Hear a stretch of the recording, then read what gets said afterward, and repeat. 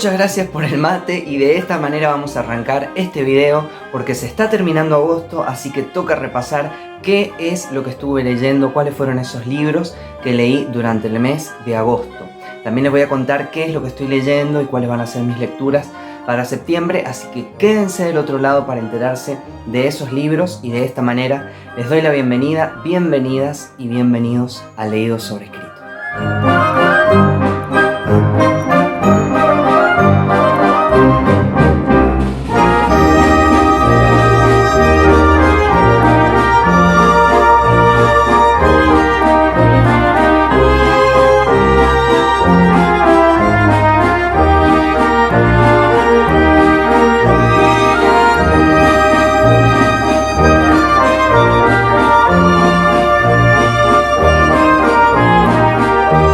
En Dos velas para el diablo vamos a conocer la historia de Kat. Catherine es una chica joven que ha pasado mucho tiempo en su vida viajando con su papá de un lugar a otro en el mundo y sin saber por qué. Quizás cuando era más chica no entendía por qué su papá y ella tenían que viajar y no establecerse en un lugar, en un punto en específico, en algún país, pero con el tiempo, cuando es adolescente, empieza a entender y atar cabos, y sobre todo con la muerte de su padre, ella se completa con una ira tan grande, con un odio tan fuerte, que hace que comience a interpretar todos los hechos del pasado, empiece a entender por qué huían, por qué no podían establecerse, tener una casa como el resto de las personas. Entonces, a partir de esta muerte violenta y brutal de su papá, se propone encontrar al asesino. Este asesino o asesina no es una persona común y corriente, porque el padre de Kat era un ángel. Entonces tiene que ser alguien con un poder igual de magnífico, de celestial, para poder derrotarlo. Ella, por supuesto, busca en su recorrido a distintas personas que la ayuden, que se relacionan con lo místico, con lo religioso, también con algunos aspectos un poco esotéricos, pero trata de establecer primero conexión con todas las fuerzas del bien. Como no encuentra un apoyo o una ayuda concreta desde ese lado, comienza a buscar por otro lado. Y es ahí cuando se comienza a relacionar con las fuerzas o con las entidades oscuras, el lado B de lo celestial, que podríamos decir los demonios. Esta novela, a pesar de que se publicó en el 2008, hace mucho tiempo, tiene un lenguaje bastante contemporáneo, bastante atractivo. Resulta súper fácil y a la vez adictiva la lectura de esta novela. Tiene 413 páginas, es una novela un poco larga, pero de verdad yo les aseguro que se van a enganchar de principio a fin con esta novela. Sobre todo me gusta la capacidad que tiene Laura Gallego para ir envolviendo desde el inicio, desde la página número 1, y contarnos con las palabras justas lo que nos quiere contar. No hay florituras, no hay una cuestión así como demasiado abundante en descripciones, en personajes secundarios, en lo que rodea al personaje que no suma a la historia. Es bastante concreto todo lo que nos cuenta. Y en esta novela específicamente me gustan esas batallas que se establecen entre los poderes divinos, entre lo celestial de los ángeles y también lo celestial, pero oscuro y negro y turbio, de los demonios cuando luchan.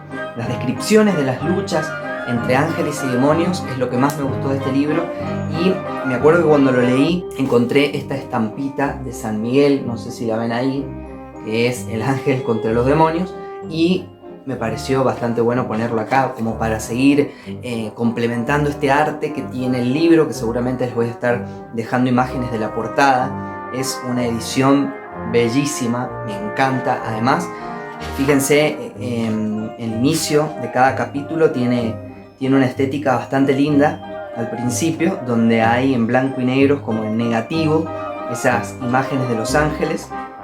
Y sobre todo me gusta el final, cuando se desata una presencia muy poderosa entre esto celestial que les digo, y que hace que se genere como ese cierre, ese broche de oro en la historia que nos deja con un gusto a poco y que queremos conocer más de la obra de Laura Gallego, porque es una escritora española excelente. Si les gustan las historias de acción, de aventura, pero con un poco de mística, con un poco de religión, con toques de thriller, me parece que esta es una opción genial para conocer a Laura Gallego y empezar a adentrarse en una literatura así un poco híbrida entre estos géneros, estas características que les digo. Hoy día la gente ya no cree en los ángeles. Bueno, hay quien piensa que son seres de luz, que están aquí para ayudarnos y que si les rezas de una determinada manera, te ayudarán a encontrar novio, a que te toque la lotería o a curarte las hemorroides. Pero eso no es creer en los ángeles. Yo me refiero a los de la Biblia, los mensajeros de Dios, ángeles como Miguel, que expulsó a los demonios del cielo, como Uriel, que guardaba las puertas del paraíso armado con una espada de fuego para desgracia de Adán y Eva, o como Metatrón, que tiene nombre de robot de anime japonés, pero que en realidad es el rey de los ángeles, el más poderoso de todos. Resulta muy interesante como lectores, como lectoras, empezar a descubrir la historia de un pasado y acompañar a la protagonista del libro en un presente truculento, violento, donde lo único que quiere hacer es encontrar al asesino de su padre, porque lo perdió todo con esta muerte tan fuerte en su familia, que no era más que su papá. Acompañarla en esa búsqueda, tratar de encontrar al asesino, ver con quién se relacionaba su padre, cómo era ese mundo que trataba de ocultarle a Catherine durante su infancia y cómo al ya no estar su padre empiezan a develarse un montón de misterios, un montón de tierra bajo la alfombra, cómo se relaciona con algunas personas de la iglesia del lugar, cómo comienza a encontrar algunas causas de lo que pasó antes y algunas consecuencias que está viviendo en ese presente por lo que pasó antes, por lo que su papá hizo. Entonces ver cómo un adolescente que ha sido engañado, a la que le han ocultado gran parte de la verdad de su familia, de su papá durante mucho tiempo, comienza a verse como una persona adulta y a tratar de enterarse de lo que le pasó a su padre en realidad, eso nos genera una empatía con el personaje que hace que queramos llegar al final para descubrir junto con ella qué fue lo que realmente pasó. Me parece que eso es el punto fuerte o lo interesante que nos plantea Laura Gallego con esta novela Dos velas para el diablo. El título tampoco es una casualidad o una coincidencia, porque tiene que ver muchísimo con la historia, pero lo voy a dejar acá, no voy a contar el final por supuesto, voy a decir solamente que es apoteósico. Les voy a contar ahora de una relectura, que yo no suelo releer muchos libros, pero porque justamente me gana la ansiedad de leer o las novedades, o algún clásico pendiente, o algún libro que tengo hace mucho y que quiero leer. Buscando justamente un libro para leer, volví a ver El tormento más puro de Fernanda García Lao. Me acordé lo que me encantaron todos estos cuentos y empecé a releerlos. Me parece que es una autora que va ahí tocando algunos temas y algunos estilos narrativos y algunos universos tan inacibles, tan imposibles, tan truculentos, tan violentos como posibles también. Me parece que está como ahí en ese tipo de escritura que tiene Silvina Ocampo, Clarice Lispector, Hoffman. Que yo creo que Fernanda García Lao se destaca por eso, por crear desde la violencia, la locura, realidades que son impensadas pero que a la vez son posibles. El tormento más puro me parece que es su mejor libro de cuentos. He leído algunas otras cosas de ella, pero me quedo por supuesto con este libro que se los voy a recomendar siempre. Tienen un posteo en Instagram para que lo vayan a ver.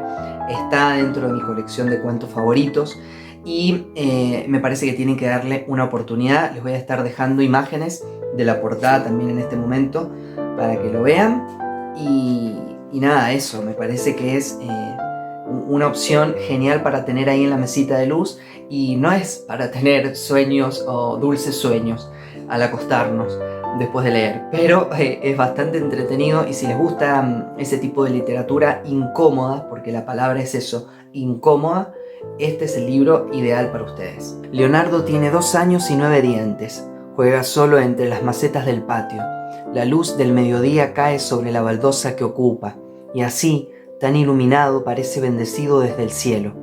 Junto al malbón hay un ser extraño, como un muñeco largo que saca intermitente la lengua finita, nerviosa. A Leonardo le pesa el pañal, pero igual se arrastra, seducido. Gatea, y la cosa se paraliza, se deja atrapar.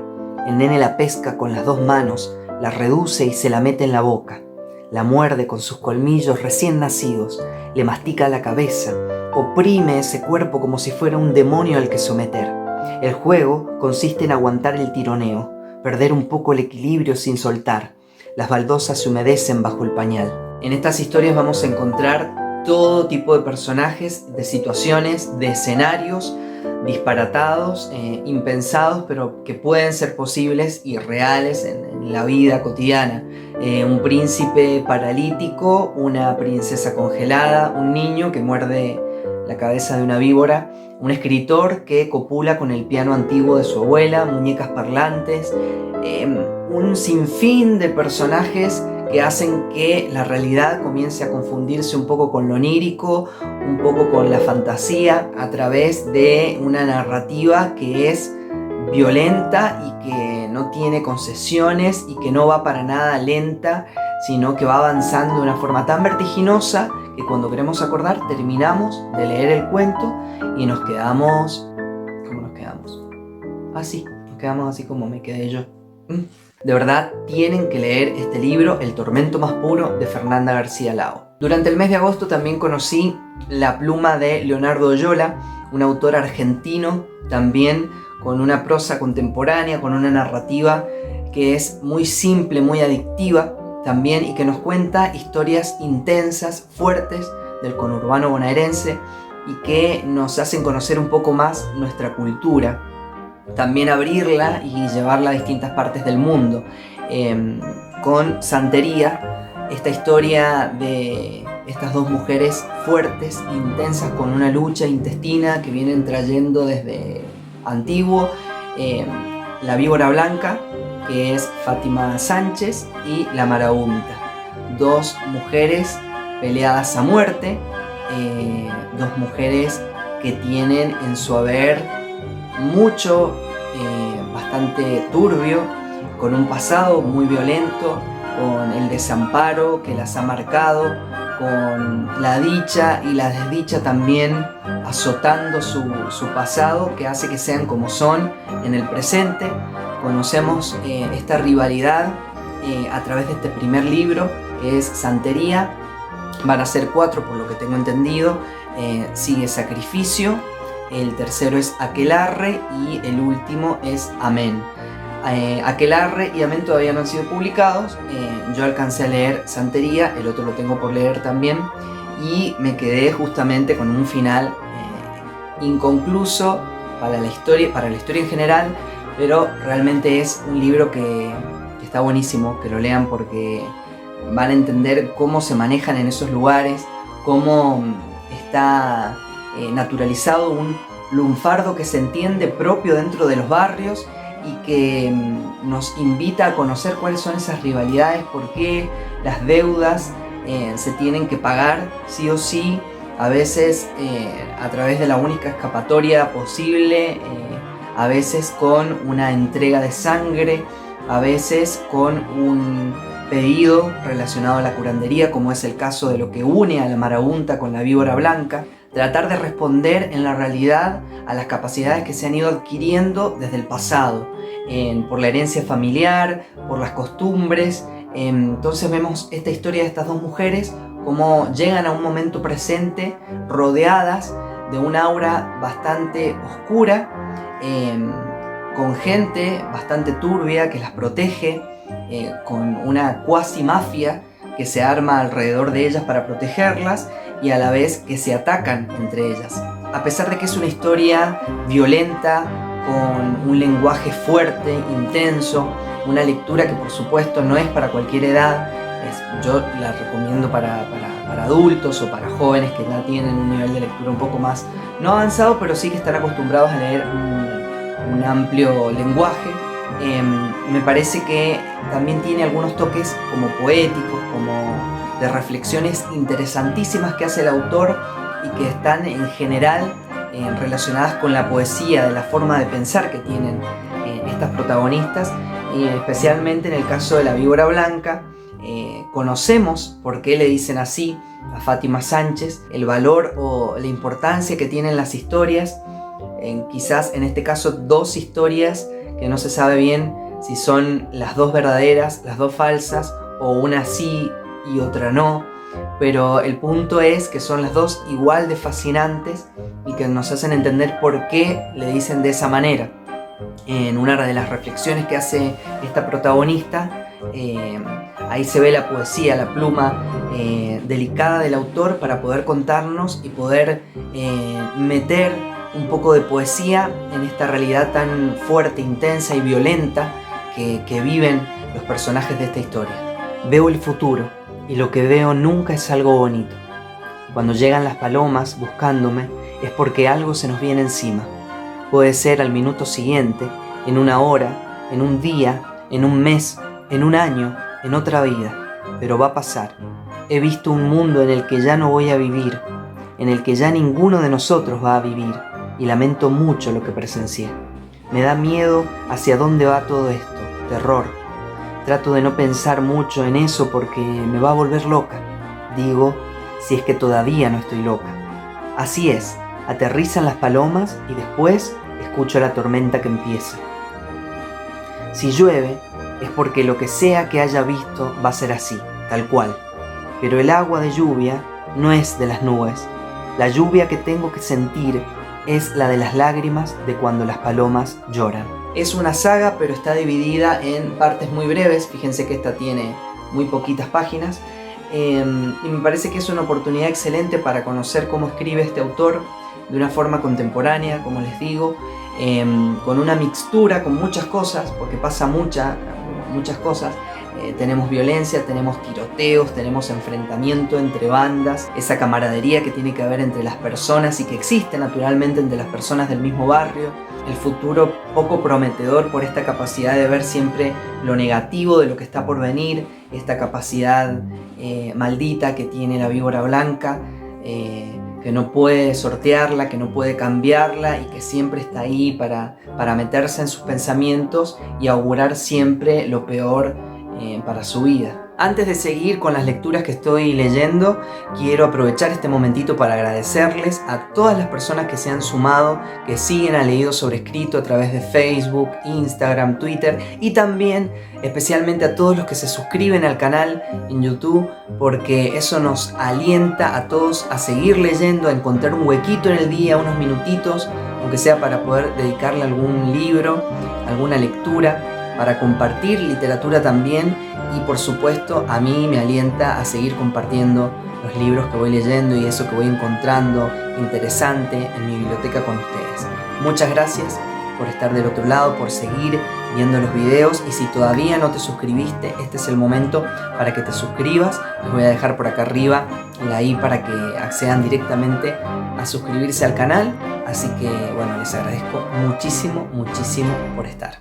Para finalizar el video les voy a contar cuáles son mis 2 lecturas actuales. No tienen nada que ver un libro con el otro, pero los 2 me están gustando muchísimo, por lo menos hasta la página por donde voy. Por un lado tengo a El falso camote de Leandro Calderone, un libro muy cómico, me hizo acordar también a Enrique Serna con Fruta Verde, pero es mucho más dramático el otro. Este es muy cómico y nos cuenta la historia de Julián Delgado, un escritor de obras de teatro que se enamora perdidamente, de forma platónica, de una persona, de un chico que él encuentra muy parecido a un actor argentino que le dicen Camote.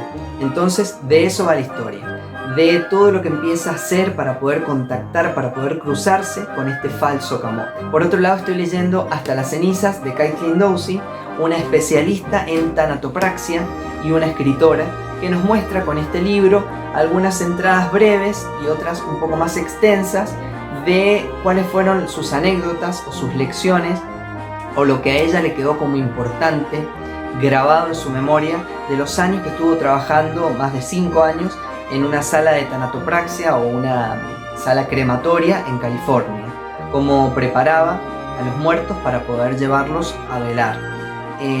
Me parece que es una gran oportunidad para tratar de amigarnos con la muerte como un suceso inevitable, ineludible, y que la recibamos con más paz.